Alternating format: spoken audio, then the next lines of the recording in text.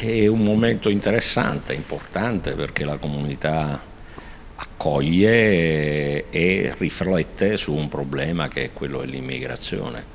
Accoglie il problema, non accoglie soltanto le persone, deve riuscire anche a capire quali sono gli strumenti per far sì che ciò che è un problema possa in qualche modo trasformarsi in un'opportunità per la comunità, e la riflessione cui porta anche il recupero di una barca che è servita per arrivare qui è importante per i ragazzi, ma per la comunità nel suo complesso. Ecco perché era importante che istituzionalmente fossimo vicini. Il Comune di Rialmonte accoglie.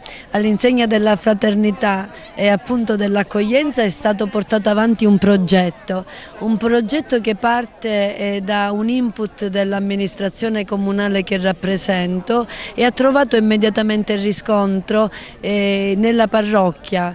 Don Fabio Majorana ha portato avanti con le associazioni e con tanti volontari che hanno partecipato su base appunto volontaria e gratuitamente alla realizzazione e riqualificazione delle opere e delle installazioni che hanno interessato il relitto.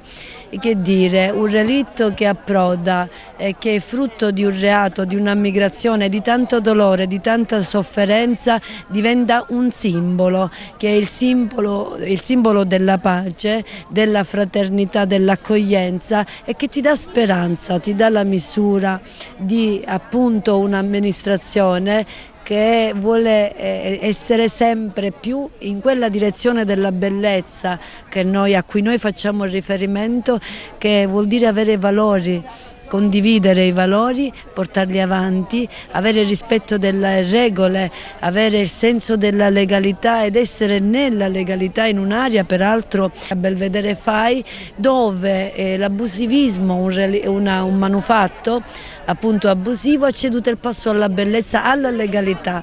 Quindi Rialmonte c'è, è una bellissima cittadina, è fatta di gente per bene, accogliente e che fanno un percorso all'insegna appunto della fraternità. Il messaggio che vogliamo lanciare in questo evento è quello della fraternità. Questa barca è arrivata proprio a Lido Rossello nel marzo del 2023 e abbiamo pensato di dare i colori proprio di due nazionalità, l'Africa, ecco il colore verde con l'Europa, e poi abbiamo queste stelle che rappresentano tutti noi che siamo in cammino verso la pace. La colomba è il simbolo della pace e quell'espressione "sogniamo un Mediterraneo di fraternità" è molto attuale.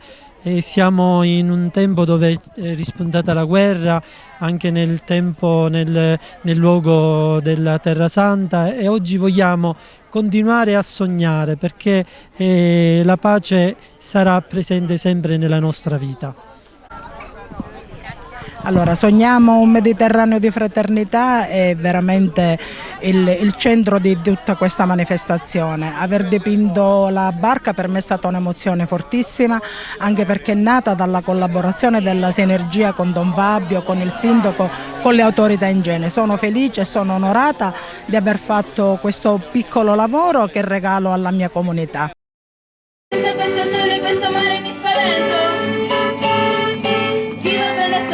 Sono in casa 9200. Non so stare senza questo sole, questo mare mi spavento e piango. Vivo bene solo quando sono in casa 9200.